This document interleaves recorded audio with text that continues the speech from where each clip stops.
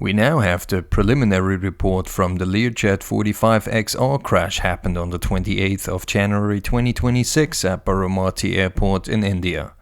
To easily show the basis of the information, the videos are tagged with either a red, yellow or green air distress logo. Red stands for social media, yellow for preliminary report, and the green tag indicates that the info used for the video is based on the final report. Therefore, this video is tagged yellow.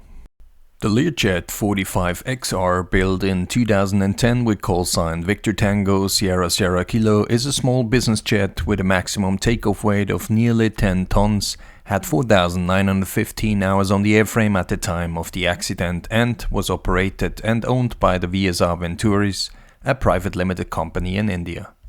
There were no technical issues reported or documented on the previous leg.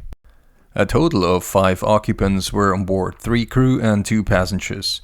One of the passengers was Ajit Pawar, a famous Indian politician. I hope I pronounce the name not too wrong.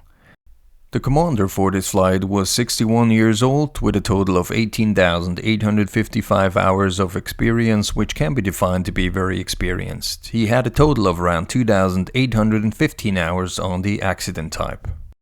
The first officer, on the other hand, was 25 years old with a total of 2,490 hours, of which 2,240 hours were on the accident type. The jet had a total of 5,000 pounds of Jet A1 fuel on board when it started its journey from Mumbai, Victor Alpha Bravo Bravo to Baramati Airport, which is located about 120 nautical miles great circle distance to the southeast of Mumbai. Considering a total fuel flow of around 1,000 pounds per hour, it can be said that there was enough fuel available to safely complete the flight from Mumbai to Baramati and to even return to Mumbai if used as an alternate, which was according to the flight documentation the case. Baramati is an uncontrolled airport at an elevation of 1,978 feet, which can only be approached by VFR flight rules. A special permission is required, which was granted in advance. There is no instrument approach nor aviation weather like METAR, TOF or aircraft rescue and firefighting equipment available ARFF. ARFF has to be specially requested by Baramati Municipal Corporation. The airport does not have a 4-letter identifier. Baramati Airport is primarily used for flying training, equipped with a 7,710 feet paved runway with the orientation 11-29. Runway 11 has a displaced threshold of 1,400 feet, runway 29 has a displaced threshold of 500 feet. This basically means that the displaced threshold cannot be used for landings and therefore needs to be subtracted for proper landing performance calculations. In any case, the runway is still long enough to land with the Learjet 45XR.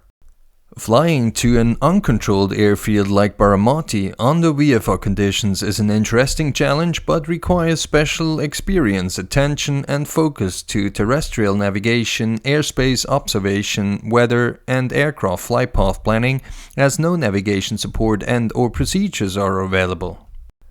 Changing from IFR to VFR is a process that needs to be planned accurately. The absence of precise weather information at the time of departure doesn't add any benefit to it. At first contact with the tower, info like runway in use, wind, visibility and QNH were forwarded to the crew best possible. The visibility is based on a chart with visibility markers such as permanent structures, which is at the end solely based on judgment. The bottom line is a certain experience within the cockpit for such airports is the basis for landing permit in general. Both pilots, however, had prior experience for such operations. At 0810 local time, the Learjet took off from runway 27 and climbed to flight level 190. 6 minutes later, while still climbing to flight level 190, the crew got in contact with Pune radar. The crew informed Pune that they are about 38 nautical miles out of Baramati. Pune ATC cleared the business jet down to 6,000 feet and further asked to report when they are in contact with Baramati. This happened shortly thereafter, so the ATC handover took place smoothly. Baramati Tower requested a report 10 miles final for runway 11 and further transmitted the QNH to be 1020 and calm winds.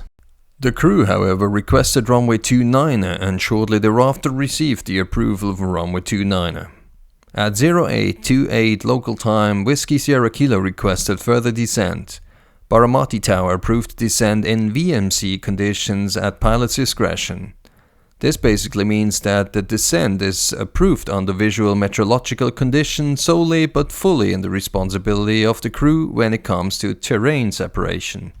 For some reasons, the crew changed their mind of using runway 29 and therefore requested runway 11, which they were shortly thereafter granted for. Runway 11 is more or less oriented for a straight-in approach, which should be seen as a favored runway under these conditions, despite the fact that slightly less landing distance is available. The visibility was based on the visibility chart at the time of commencing the approach, 3 kilometers. This is well below the 5 kilometers visibility required for VFR flights. Whiskey Sierra Kilo continued the approach anyway. Baramati Tower requested Whiskey Sierra Kilo to report field insight, on which they replied, "Visual with the terrain, will call when field insight." Exactly 2 minutes later, Whiskey Sierra Kilo transmitted the following message: "Going around, Whiskey Sierra Kilo will join left base." Unfortunately, the ADS-B data are not of good quality and have experienced blackouts, especially during the initial approach and go-around there are points missing. However, according to the ATC timing script and the ADS-B data available, they transmitted the go-around at 0836 and 36 seconds, which was shortly before this point. The lowest altitude was reached after the go-around call and the initial left turn showing 2350, which is roughly 2560 pressure corrected. Based on the airport elevation of 1978 feet, they had a ground clearance of about 600 feet. It also looks like they never lined up with the extended center line for runway 11 as the approach path was pointing slightly to the left of the center line for runway 11. This is probably due to the lack of visibility and not being able to visually identify the airfield. The Learjet was now in a left turn, climbing to 3000 feet pressure corrected with speeds of around 200 to 220 knots. Whiskey Sierra Kilo lined up for a second approach with visibility still around 3000 meters.